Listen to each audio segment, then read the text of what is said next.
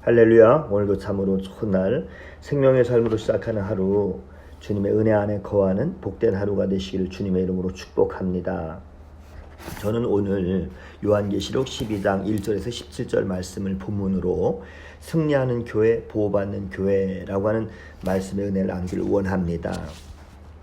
12장은 여자와 용의 환상을 통해서 장차 교회 공동체에 닥칠 엄청난 시련과 핍박의 궁극적인 원인이 무엇인가를 잘 말해주고 있습니다. 또 교회와 사탄의 치열한 영적인 전투 현장을 아주 잘 상세하게 묘사해주고 있는데요.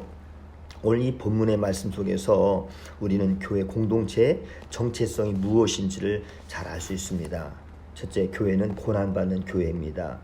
요한이 큰 이적을 보았는데요. 해를 옷 입은 여자가 아이를 베어서 해산하느라 애를 쓰면서 부르짖고 있었습니다. 여자는 메시아를 낳은 진정한 이스라엘 공동체, 즉 교회 공동체를 가리키는 것이고요. 아이는 그리스도를 가리킵니다. 그런데 머리가 7뿔이 여린 큰 붉은 용이 여자가 아이를 해산하려면 삼키려고 그 앞에서 기다리고 있었습니다.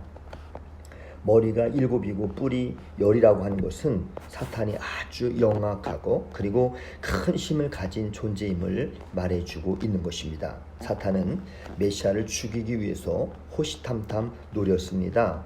실제로 예수님이 태어나셨을 때 헤롯 왕을 충동해서 2살 이하의 아이를 다 죽였습니다. 그러나 여자가 낳은 아이는 하나님 앞과 그 보좌 앞으로 올라갔습니다.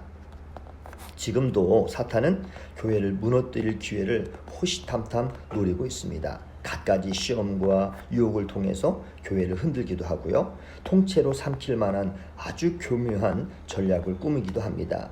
그러므로 우리는 사탄이 아주 영악하고 간교한 존재라는 것을 염두에 두고 늘 깨어서 기도하면서 영적인 전쟁에 임해야 하는 것입니다. 두 번째는 승리하는 교회인데요. 요한이 환상 중에 하늘을 보니 미가엘과 그의 사자들이 용과 더불어 전쟁을 벌이고 있었습니다. 큰 용은 옛뱀, 곧 마귀 사탄으로 온 천하를 꾀어낸 자입니다. 큰 용은 아이를 죽이려고 했다가 실패하자 미가엘과 전쟁을 벌였지만 이길 수가 없었습니다. 그래서 땅으로 내어 쫓겼습니다. 사탄이 패배할 수밖에 없는 궁극적인 이유는 어린 양의 피 때문이었습니다. 예수님은 십자가에서 피 흘려 죽으시고 부활하심으로 사탄의 권세의 죄의 권세, 죽음의 권세를 다 깨뜨리셨습니다. 이로 인해서 사탄은 더 이상 그리스도의 구속사역을 방해할 수가 없게 되었고요. 인간을 참소할 근거도 다 잃어버리게 되었던 것입니다. 어린 양 예수 그리스도의 이 승리로 인해서 미가엘뿐만 아니라 성도들도 마귀와 싸워 이길 수가 있게 되었습니다.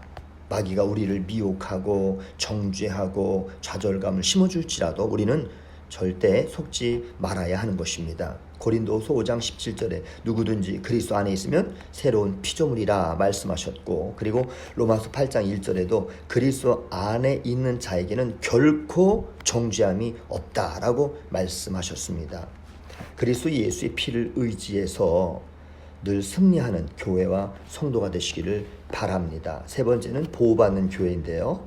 용은 땅으로 내쫓기자 여자를 박해했습니다. 그러나 하나님은 큰 독수리의 날개를 여자에게 주셔서 안전한 거처로 피하게 하십니다. 사탄은 물을 강같이 토해서 여자를 없애버리려고 했지만 하나님은 땅을 열어서 모든 물을 삼키게 하십니다. 지금도 사탄은 교회를 무너뜨리고 멸망시키기 위해서 정치적으로, 문화적으로, 종교적으로 공격을 감행합니다. 시대마다 기독교 말살 정책이 있었고요. 진리를 혼탁하게 만드는 사이비 종교와 이단의 공격이 있었습니다. 그러나 그때마다 하나님은 교회를 지켜주셨습니다. 교회는 하나님의 보호를 받습니다. 그러므로 우리가 주의 날개 아래 거한다면 어떠한 상황에서도 하나님은 우리를 지켜주시고 보호해 주시는 것입니다. 교회는 처음부터 계속 사탄의 공격과 핍박을 받아왔습니다. 하나님은 그때마다 교회를 지켜주셨습니다. 지금도 교회는 하나님의 보호 아래 안전합니다. 그러므로 어린 양의 피를 의지해서 사탄과의 영적인 전쟁을 담대하게 감당하는 오늘도 복된 하루가 되시기를 주님의 이름으로 축복합니다. 샬롬.